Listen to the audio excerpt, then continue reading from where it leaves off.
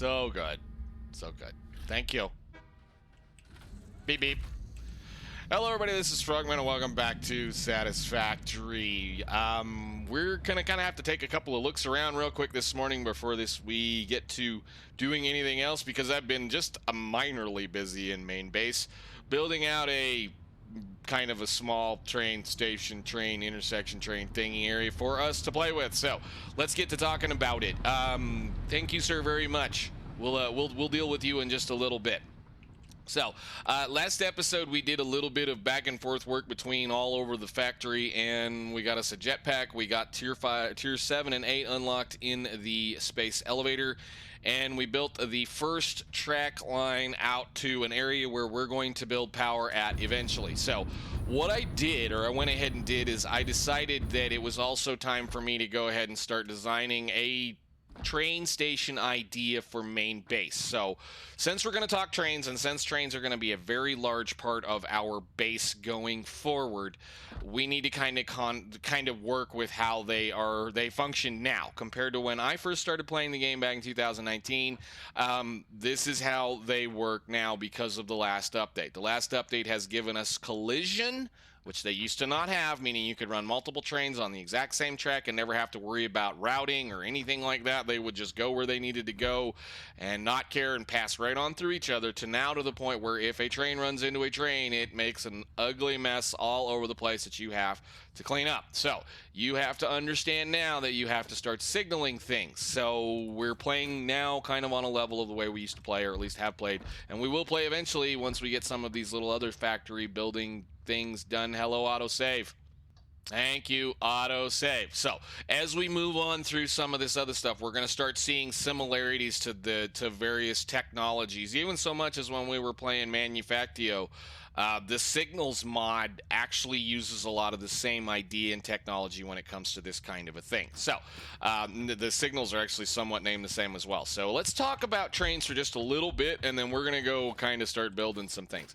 This is going to take a little bit because this is a kind of a complex mess of how my brain wanted to do this. So if you're looking for the right way to do it, I'm not saying this is the right way to do it. I'm just going to say this is how I'm going to do main base station. So let's talk about trains. As we can see, that train came in over there, circled around, went in that station, and unfortunately has to circle around the station to leave, but that's how it's going to work. Main base stations, at least for us, this is, again, just to provide parts for us to play with. This is not where we're going to be trying to output anything massive. I mean, if I have to go build a screw factory, we'll go build a screw factory, and it'll live somewhere out in the world, and it will bring maybe some screws back, whatever. What we're doing here, and this is a kind of a thing that's interesting, is that there are, I think, five interlocking circles in the base right now, or at least 5 interlocking loops. Each station has a loop, an exit, and an outer loop, which it can be accessed from the outer loop here. So basically what we have is we have a circle that goes all the way around that is accessible, and that is where the trains will enter and exit the station area. So in the corners right here, we'll have trains headed out, and if we go over there, they'll be able to go out and come in. And as we can see, there's one over there. Matter of fact, I should probably be over there so we can explain all of this. Every station, again, has access to the loop, inner and outer, and as trains need to be, they can route through the stations or wherever they need to go. However, these are stops. They're not going to be routable for various things. If we grab a block signal, can I grab a block signal? Thank you very much. You can see now that we have a block, a fairly big block right here, and this is all, this area is controlled by the signals that are in there. There should be a yellow block to the side. I think it's yellow, whatever this is, what gold color. There'll be a blue block over there. The corners basically are all busted up into blocks. We have a block running through each station and a block running beside each station, so we have room to be able to process these trains. Now, I don't think we'll probably ever have more than 4, at most 5 trains in main base.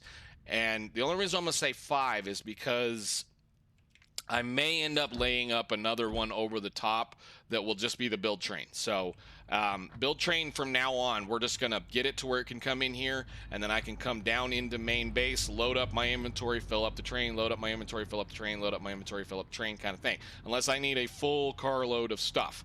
Anyhow, so what happens is the trains are going to come in, as we can see over there. I pick up signals so you can see. We're only using block signals in this area because I'm not concerned about specific paths.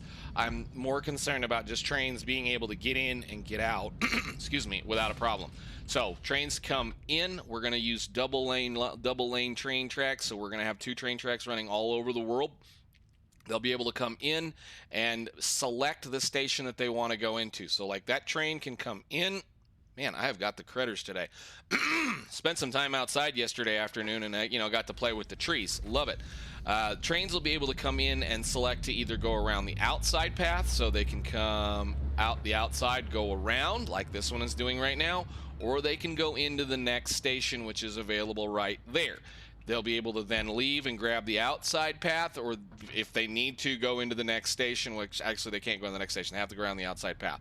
But basically, that's how it's going to work. Train comes in, goes around until it gets to the station it needs to go to, leaves the station, goes around until it needs to go to the exit it needs to go to. This is not very good for efficiency. I'm going to tell you that right now. This is terrible for efficiency because of the time it takes for the trains to go around the circle. Trains are the fastest mode of transportation we have at this point next to, well, we're going to get faster, but they're the ones that can carry the most at the fastest pace. So we'll be able to utilize them, and with their shortcomings, I guess, with the fact that they have to go in a straight line somewhere or whatever, they do have the ability to hold a lot. So they can, I believe the train car itself can hold this much material, as well as the fact that these freight platforms can hold this much material. That's as much, I believe, as a double tall storage container. The problem is getting them to be functional when you're actually making them where you have to worry about things. So when we're building factories based on trains delivering products, you do not want to plug your machine straight into the freight platform. You want to plug the freight platform into at least a double tall storage container, and then go into the factory or whatever. You want to bring these to storage and then plug it into the factory, because as the train is loading and unloading, this platform is not functional. It will not input or output materials. So you will end up with a backup in your system, either by, well, stuff not being able to flow into it or stuff not being able to flow out of it. So just so that you are aware of those kinds of things. So I think with that being said, the only other thing I want to touch on for the second is that we're going to touch on the other signal that we have, which is a path signal. And path signals are going to be used majorly for double lane track, which we're not going to use much. If I'm going to use double lane track or double direction, bidirectional track, like we're going to use over here, which I can get down here. This is when I wish I had another body slot, because this is a whole heck of a lot faster to do things. So past this point, this is double bidirectional track, meaning the train is going to go one direction or the other. If I use this, I'm only going to ever put one train on it, just because it saves the hassle of me having to try to figure out how to make certain things work with these things. So path signals are used to direct movement of trains, avoid collisions, blah, blah, blah. Path signals are designed for bidirectional railways and complex intersections. So if I need to worry about it, if like these intersections that are in here, if we have an issue where we're going to be running dozens and dozens of trains in and out of an area, like say we have a station where we have to have multiple trains come get things from that station and then take it somewhere else in the area, we're going to have to build parking lots. We're going to have to build things for those kinds of areas. I'm not going to have them sit out here on this track waiting to come in when a train may need to go around them. So we're going to have to build parking lots for those stations, and that's where those bidirectional signals will probably come in handy. However, block signals should still be smart enough to work for parking lots. So I don't know. We'll see how it goes. I haven't had to build parking lots yet in this game, and I don't think we're going to get to be in that kind of crazy to think about it. But like Factorio, I use parking lots quite a bit for trains. So it's one of those things we will have to look at eventually. So enough trains. I hope at least that gets you guys a little bit of an idea of what we're going to be doing with them as we move forward. I will try to explain stuff as we go later on. as far as trains are concerned and things that we're going to be messing with.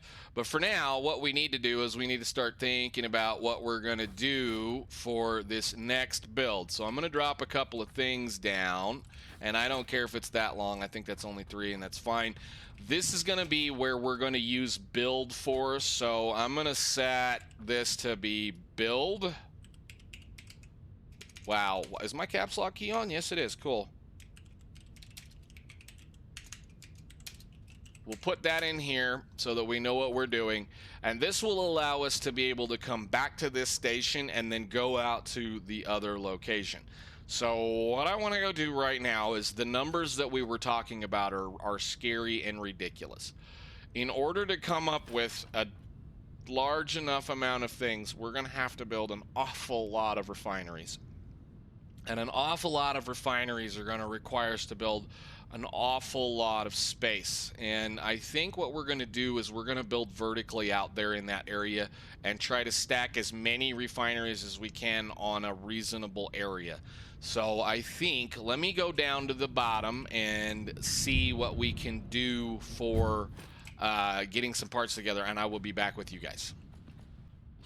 Alrighty then, I think we got everything loaded up. I got a bunch of stuff in the cars, just some randoms, just some things that we can play with, some stuff and things. So yeah, say it again. Let's go see if this will do the work that we need it to do the work. I should have already edited the ed thing. We've got next stations out here, and we're over here. You know, I'd love it if I could make this bigger. I don't know if we can do that in the menu or whatever, but let's go ahead and kick her to turn on self-driving. It'll go, hello, let's go. You have to be careful with your build trains. If you have those things set to unload, it'll unload whatever you put in those things as soon as you leave. But we'll get to kind of see how this works. So we get to watch the signals, or at least the arrow signals on the edges telling us that we're going to go around the corner. That one should switch as soon as we get there. We'll go around. This will stay out. I know it's a kind of a roundy circle, but at least it lets me do the thing that I want to do, which is work simple, easy trains. Again, this whole mess is just for our personal use. That's all it's for. That's it. We're not trying to build anything else that's going to work with that system. There's not anything else that's going to come out of there. So much as if we need to do any more Caterium for that matter, we're probably going to start moving some other stuff around. But let's go play over in one of my favorite areas, which is the Northern Forest. Alrighty then, I got everything unloaded out of the train. I can't get to it. There you go. They're all in those containers, and I got a little bit of stuff to play with so we can kind of mess around here. And I've got a couple of the oil refineries laid down, or the oil extractors, and a little bit of power pulled. So one of the, like I said, main reasons why I love trains is the fact that that track is going to transfer power between wherever it's plugged into. And so if you've got it plugged in across multiple locations, it will transfer power. So you'll be able to push power around. So what we want to do is we want to kind of fiddle around over here. I'm trying to do the math on things, and the main reason I'm trying to do the math on things, or at least we're going to have to worry about math, at least for now, is the fact that we want to try to build as much of the production as we possibly can before we eat up all of this power. The base is currently over there consuming all of the resources and all of the power because of the fact that I pretty much turned the entire thing back on by dumping all of those chests out into that train and then bringing them over here. So we're going to have to kind of understand the fact that we have to work within about 4 and 5 megawatts of power right now. So we have to kind of megawatts, 4 or 5,000 megawatts of power to be able to play with, which means I'm going to start right now by messing with this idea with these oil extractors. So if I grab this and give it power, and we come over here, it's going to make 240 oil per minute using 40 megawatts. We want to flood an entire tier 2 pipe, which will make Mark II pipe, which is going to be capable of using doing 600 fluid per minute, 600, whatever all this stuff. Basically, I want to be able to use as little of power now as I possibly can, and then continue on forward so that later on we can either change things up or power shard just this one. Destroy it. Let's do this again. Give me one of those.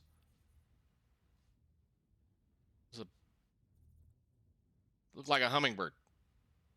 I guess there are hummingbirds over here. Cool. All right. Neat. Anyhow, what we're going to do is we're going to shove this thing full of power shards to start at, and we're going to look at what this number is as we play this little mess. So give me that. And it's going to be 173 megawatts per minute usage, basically, or a second, whatever it is. It's going to be 173 if we power shard this thing completely out. So what I want to do is I want to try to get, we'll just say 300 out of this and then 300 out of those two and see what we end up with as far as power is concerned and see if it's any cheaper. So we just need 300 for you. So if you double click on the number and you go 300, hit enter, that's going to be 125 clock speed, so not a whole lot more. Grab a little bit of power. Grab some power. Put it on. We're going to be 57.2. Now I already have this one set up, I think, to 150, correct?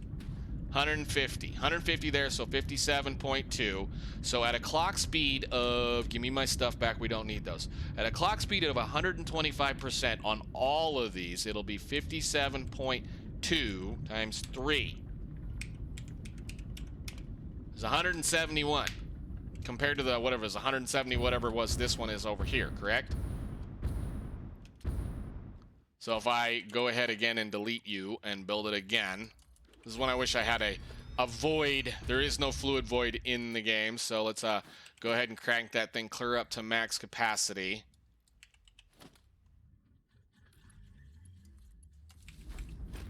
$173. So I'm not going to worry about it. We're just going to do this. We're just going to power shard this one and run it, and for that extra whatever number, it means just less complexity into the problem. So the next problem is going to be where we're going to put just get your numbers out so you know what they are. I'll have all this written down eventually, but just so we know, 600 into alternate heavy oil residue, so 30. It's 20 of those. See, this is not terrible. These numbers are not bad. 20 of these is quite a large amount of area, and later on we're going to get an even better recipe that we'll be able to use a machine we don't currently have with. So that'll go into that. And then the next big pain problem is going to be, I should have left these sitting over here from last time. Can I have it, please? This one, diluted heavy oil residue. So our real major concern is going to be that number right there. So 20 making 40, which is 800 divided by 30. No. 26.6 refineries. As we can already see, we're looking at over, well, that's not over 50, but we're getting there. It's 46 refineries, 47 refineries right now. My number here, this 26.666, that number is the concerning one because you got to kind of think about the water that you're going to need in order to be able to do this. Now, in a packager, I know we haven't played with one yet, so let's look at one real quick, or like we haven't put one together. A packager is going to be a one-to-one kind of thing. So packaged water is going to be one-to-one in here, so you can basically consider a packaged container full of whatever it's full of as a 1 into whatever it is. So we have 60 water per minute, makes 60 of those things per minute. So in here, we need 60 water per minute per thing. So 26.6, or 20, come on, 6.6666 times, what was it, 20? My brain has already lost it. Yes, 60. This is where it gets stupid. 26.6, don't do that, times 60 is 1,600 water per minute. So we're just going to say 1,600 water per minute, which means every one of these is good for 60, so we can divide that number back down. It's an equal swap between this, so if we have to make 26 of these, we have to make 26 of these. So then we're concerned more about the water problem. 1,600 water per minute means we need 120 per minute there. So 1600 divided by 120 means we need 13.33 water extractors, which means we need to build 14 water extractors out here, or we power shard them. Hello, thank you very much. So I'm going to lay out a set of foundations and figure out how much that's going to actually be. If I can keep from cutting these down, I really will. I'll be perfectly fine with it. And the issue that I have with water extractors is they're one of those things that you can't, well, you can't extend them using our cool little function that I've got. So let me get this kind of figured out and we'll go from there. Alrighty, so we got all those laid down. There'll be 14 of those. We'll just run these at max capacity so we always have way too much water. The thing is this should be almost three Mark II pipes to be playing with to bring into where we need to go. So then the problem is where are we going to put 50 refineries, 50, 60, 40, whatever the 40, 46 of them, to be able to make the packaged fuel. See, the worst thing here is, and this is going to be one of those times where you're going to have to understand that there's going to be a loop built into the system. When we unpackage this fuel, okay, we're going to unpackage this fuel in a unpackaging thingy. It's going to recycle the canister, which means once we build all the canisters for this process, we're only ever going to need the canisters. Unlike these canisters up here, they get consumed as you use them up. So these canisters will always be in the system and they will always be where, you know, they're readily available. So you're going to build a kind of a silly little loopy system where there's going to be a packager on the front of a refinery and a packager on the back of the refinery, kind of like so. And then there'll be a cycle around so that one will basically just take care of the refinery. I'm so glad they added these machines in because we used to have to pack and unpack using refineries, and these use considerably amount less power. So as we can start to see our problem here, and this is when the problem starts to happen. Yeah, it is a little, no, it's a flower. Never mind. As we can start to see already, we're going to be building a lot of these, and it won't take a lot of them to, you know, it won't be too terribly hard to do. And technically, once we unpackage that stuff, we can start running fuel generators with it if we want to. I mean, as we go, if we finding we're running out of power, we can run fuel generators with this mess. Go ahead, delete those. They're just items in the world causing us problems. Blah, blah, blah, blah, blah. How we want to do this next section, I think, is that we're going to start by kind of just going upwards from here. I do want to leave most of this area alone out here. So what we'll do is we'll go upwards and backwards, which I may actually move this a little bit further back because of these silly things being in the way. But I have a feeling we're going to play with this quite a bit as it goes. So I think the front of the actual factory, or the side, the wall, might actually be somewhere around in this area. So yeah, now let's change this out for something that's going to be a little easier to play with for right now. We're going to start here once again. I don't want any massive clipping, so I think we're going to start with about right there. And that's going to be the height of the factory out here.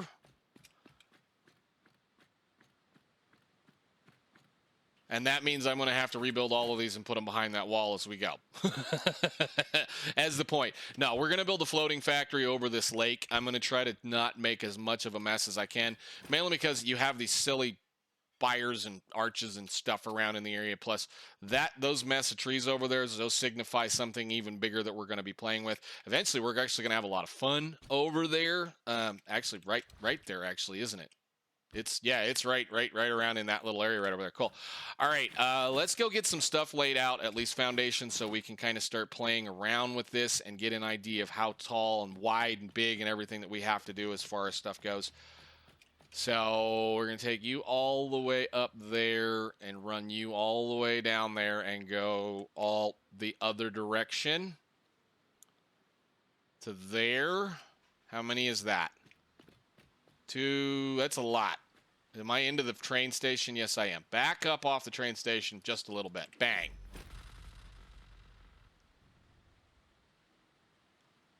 Okay. And I guess since we're here,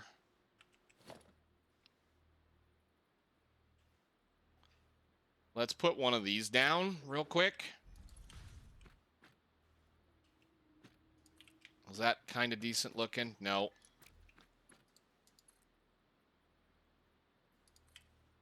Whatever. We'll just do that and get some power over here so we can kind of start playing with it. Alrighty then. So what we're going to have to do is figure out how we're going to lay this mess up. And like I said, I think I want to kind of do it vertically, and I think we're actually going to go a little bit further. There shouldn't ever be much of anything come out of this factory. However, we're going to have an issue, and I think the issue is going to be that we'll have leftovers of things. So as far as numbers are concerned, we're going to have leftovers because of this process. So we're going to have 20 polymer resin times, what was the number? So 20 times whatever that is. Come on, brain. Come on. You have the number. We had the number. 600 times. Well, we already figured it out. This is 20 times that. So what was it, 20? So we're going to have 400 polymer resin per minute come out of this mess that we can, if we want to, build either residual plastic or residual rubber out of. Now, this is just one of those kinds of things that if you think you want to do this, you can do that. Otherwise, you can just shove this into a thing. But every single one of those, again, it's going to be 400 divided by 60 for those. And I think the rubber is 40. So this would be, it'd be an easier number to play with should you need it. Later on, we're going to need a ton of rubber, and I know we're going to we're going to be building a monster rubber factory as we go, so it is what it is on that end of it. So the first step we need to do is lay out we need to lay out the beginning process, which is going to be, I think down here we're going to do the water so that I don't have to pump the water ridiculously high. We're at the max of what these can do for right now on this wall. I think 10 meters is going to be like halfway up this line. So I want to try to not have to pump things to kind of one of these things you're going to see me do when you do things is I'm going to try to build around where I need to build the resource from, because of the fact that I can pump.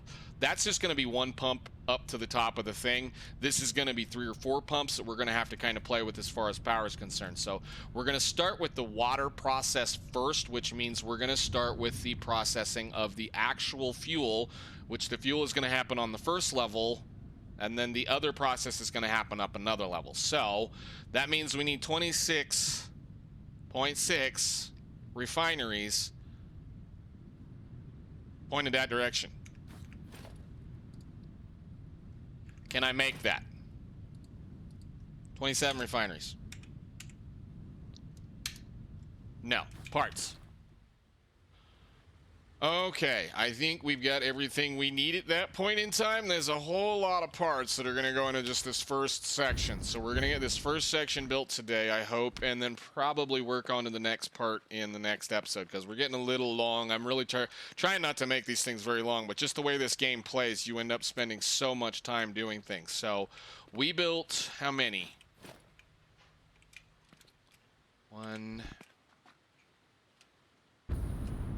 11. Okay, so that's perfect. I think actually that'll work really good. 1, 2. So that'll be the center right here, right there, I think, as we work. So let's see. I'm going to face them. Hold space, kind of get them somewhat centered.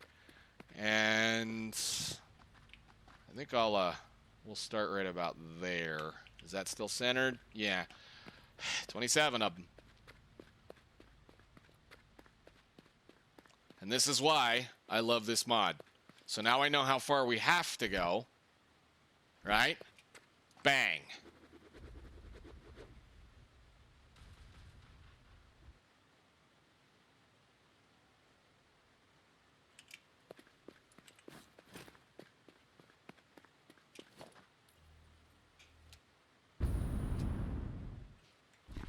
Go back under them. I'm out of concrete.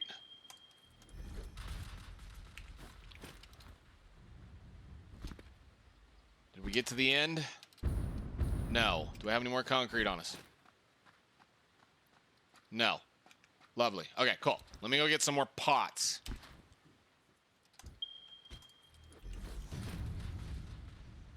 Alrighty, so that should be 27 of those things. Now, we have a problem, and the problem is going to be that we put them too close together, and we're going to have to kind of play with this a minute. So what I'm going to do is we're going to... Hey, cool, I get my meeting canceled today. Wonderful. I love having meetings on my day off, so I don't have to worry about it. The issue here is, again, we're going to have to recycle. We're going to have to recycle the outlets that are going to come from these things. And these are not really all that easy to place because of how they want to function. They have their inputs and outputs kind of in an odd location. So this is going to produce, these are going to be producing the heavy or the diluted fuel, diluted packaged fuel. So this is going to be one of these things, one of those things. It's going to be a belt coming out of here. At a, you know, for that matter, we can just use a really, really slow thing. It's 60 per minute, right? 60 per minute, so we could technically use the really cheap belts. We'll probably use everything with a Mark III. Now, I can slide everything over and bring it around and do the, you know, we can kind of line them up a little bit different. Every one of these I'm going to have to hand place. Every one of these I'm going to have to hand place because if I want to extend it, it will not line up with the one next to it. So we're going to have to put down all of these in a row to figure out how things are going to go. Now, y'all are already probably saying, well, you're going to have to figure out how to get the belt around the corner of the thing. No. There's a reason why I built this tall down here. Nope, crap. Come on. There's a reason why I built this tall up here, is there should be enough room for a single foundation down to build us a floor. So these are going to go, the outputs are going to go down under the floor, come back up into these, and then whatever comes out of the end of those over here, that's right, you got to walk around it. Whatever comes out the output, excuse me, of the packagers is going to go up to the next floor. So we're not going to try to take up any more space. I mean, in reality, I only need 20 more of these. So technically, we could probably just plug them straight into the back of it, maybe. And we'll see how we do that in a minute. But for right now, what I'm going to do is we're going to go lay down a bunch of packagers, and we're going to get this portion of this mess sorted.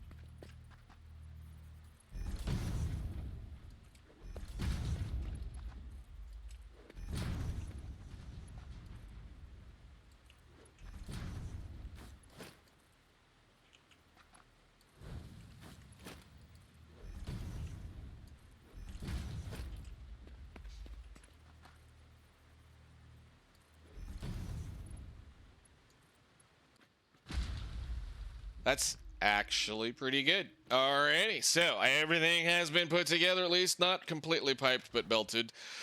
And we can kind of start to figure out how this mess is going to work. I'm going to put all of the water extractors on this side underneath the foundations that are above us, and we can go check a couple of things out. So I'm going to have to pipe this all in. We'll have to sort it out as we go. I'm going to kind of... We're already long enough on this episode, and we wanted to try to get as much of this done as we possibly could. So let's go up here and look at this. Put your jetpack on, sir. Thank you.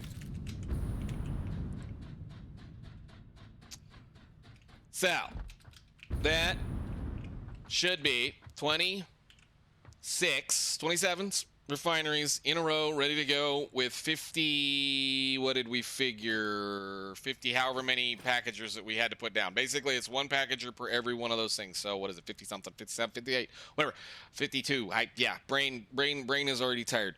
I have it all belted, and as we can see, it's going to look pretty decent, I think, as far as the belts are concerned. We should be able to only really see just stuff hanging out right here, and the reason why we left a gap at this point is because I'm going to have to run piping in behind here, because this is where this is going to come from. So we got to do this little this problem right here. The heavy oil residue is going to go into these from the back side, which means we're going to have to start figuring out where we want to put the rest of the factory as this mess is concerned. We have 20 more of these that we have to build, and I think we're going to build them. If I can get a wall. Can I get a wall?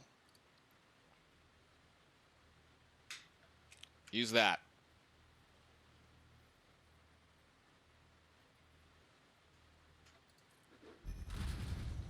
I think we're going to build them up there.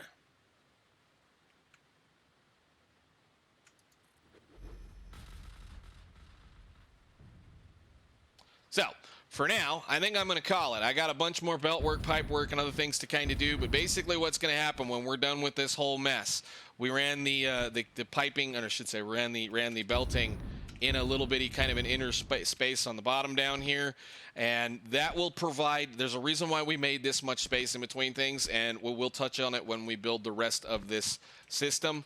For now, I'm going to go up here, I'm going to go ahead and start building some piping, because the output from here basically is going to be, well, I should say the output from these guys is basically going to be 1,600 fuel per minute once we build this whole monstrosity. So next episode, what we're going to do is we're going to build the rest of the refineries. We're going to hook up some, well, oil and a few things and stuff, plug it full of a bunch of canisters, and see if it works. So thanks for watching, guys. I'll see you in the next one.